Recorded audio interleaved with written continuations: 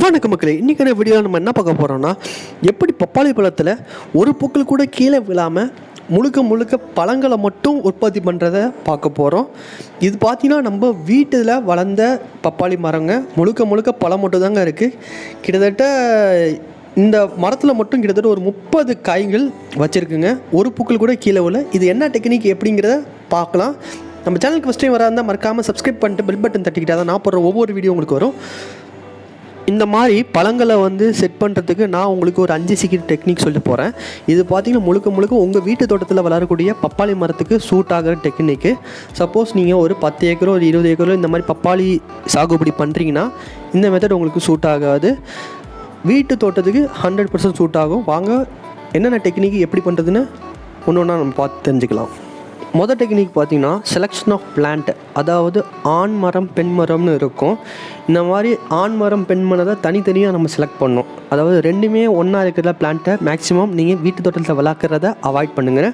தனித்தனியாக ஆண் மரம் பெண் மரத்தை செலக்ட் பண்ணணும். இப்போ நம்ம செலக்ட் பண்ணதுக்கு அப்புறமா ஐடென்டிஃபிகேஷன் பண்ண தெரிஞ்சிருக்கணும். அதாவது ஆண் மரம்னா எப்படி இருக்கும், பெண் மரம்னா எப்படி இருக்கும். முழுக்க ஆண் மரம் காயை வைக்காது, பெண் மரம் மட்டும்தான் காய் வைக்கும். ஐடென்டிஃபிகேஷன் பண்ணதுக்கு அப்புறமா நம்ம பிளான்டிங், அதாவது எப்படி இந்த பப்பாளி மரத்தை பிளான் பண்ணுறதுன்னு ஃபஸ்ட்டு நல்லா தெரிஞ்சிருக்கணும். அதாவது நீங்கள் ஆண் மரத்தையும் பெண் மரத்தையும் தூரத்தில் வைக்கக்கூடாது. மேக்ஸிமம் கொஞ்சம் க்ளோஸாக வச்சிங்கன்னா ரொம்ப நல்லாயிருக்கும். இப்போ நீங்கள் பார்க்குறது பார்த்தீங்கன்னா இது ஒரு ஆண் மரம். இந்த ஆண் மரத்தை நான் பக்கத்துலேயே நான் க்ரோ பண்ணியிருக்கேன். இப்போ நீங்கள் சைட்லேயே பார்த்தீங்கன்னா பெண் மரமும் இருக்கும். ஆண் மரத்துக்கு இப்படி தாங்க பூக்கள் இருக்கும். இதில் காயே வைக்காதுங்க, 100% காயே வைக்காது, டேம் ஷூராக நீங்கள் அடித்து சொல்லலாம். இப்போ நீங்கள் பெண் மரத்தில் பார்த்தீங்கன்னா உங்களுக்கு முழுக்க பழங்கள் பெண் மரத்துலேருந்து தான் உருவாகும்.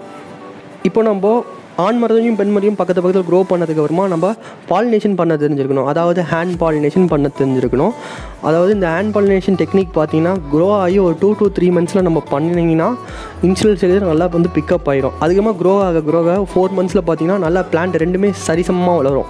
அப்படி வளரும்போது பார்த்தீங்கன்னா ஆட்டோமேட்டிக்காகவே அது பாலினேஷன் நடந்துடும். எப்படி நடக்கும்னு பார்த்தீங்கன்னா ஒரு இன்செக்ட் மூலியமாக நடக்கும், இல்லைனா காற்று மூலியமாக நடக்கும், இல்லைனா ஒரு பறவைகள் மூலியமாகவும் இந்த பாலினேஷன் நடக்கும். இப்படி நடக்கும்போது பார்த்திங்கன்னா ஃப்ரூட் செட்டு 100% செட் ஆகிரும்.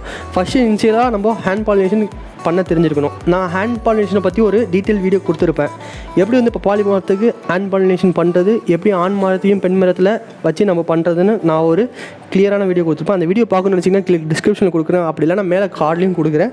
மறக்காமல் செக் பண்ணி பார்த்தீங்கன்னா ஆண் மரம் எது பெண் மரத்துன்னு நீங்கள் டீட்டெயிலாக நீங்கள் தெரிஞ்சுக்கலாம். இதுதாங்க நம்பர் 4th பாயிண்ட். இந்த பப்பாளி மரத்தை பொறுத்த வரைக்கும் மெனியூர் பார்த்தீங்கன்னா 3 months ஒன்ஸ் நம்ம அப்ளை பண்ணால் போதும். உங்களுக்கு இந்த அப்ளிகேஷன், அதாவது இந்த பப்பாளி மரத்துக்கு என்னென்ன மெனியூர்கள் அப்ளை பண்ணணும், இதை பற்றி உங்களுக்கு வீடியோ வேணும்னு நினச்சிங்கன்னா கீழே கமெண்ட் பண்ணுங்கள். நான் கண்டிப்பாக என்னென்ன மெனியூர் கொடுக்குறதுன்னு பப்பாளி மரத்தை பற்றி கரெக்டாக ஸ்பெசிஃபிக்காக நான் போகிறேன். அதுக்கப்புறமா இந்த மரத்தை பொறுத்த வரைக்கும் இது பார்த்திங்கன்னா கரெக்டாக ஒரு 1.5 வருஷம் வரைக்கும் நல்லா காய் காய்க்குங்க. அதுக்கப்புறமா பார்த்திங்கன்னா ஒரு 2.5 to 3 years வரைக்கும் காய் நல்லா காய்க்கும். மரம் வயசாக ஆக டிசீஸ் நிறையா வர ஆரம்பிச்சிடும். ஸோ மேக்ஸிமம் ஒரு 2 years வரைக்கும் உங்கள் வீட்டு தோட்டத்தில் வளர்த்தா போதும். அதுக்கப்புறமா நீங்கள் கட் பண்ணிடுங்க, அதுதான் ரொம்ப நல்லது. இந்த 5 டெக்னிக்கை யூஸ் பண்ணி உங்கள் வீட்டில் வளரக்கூடிய பப்பாளி மரத்துக்கு நீங்கள் ட்ரை பண்ணி பாருங்கள். கண்டிப்பாக உங்களுக்கு சக்ஸஸ் ஆகும். உங்களுக்கு ஏதாவது சந்தேகம்னா கீழே கமெண்ட் பண்ணுங்கள். மறக்காமல் நம்ம சேனலில் சப்ஸ்கிரைப் பண்ணிட்டு பெல் பட்டன் தட்டிக்கிட்டால் தான் நான் போகிற ஒவ்வொரு வீடியோ உங்களுக்கு சேரும்.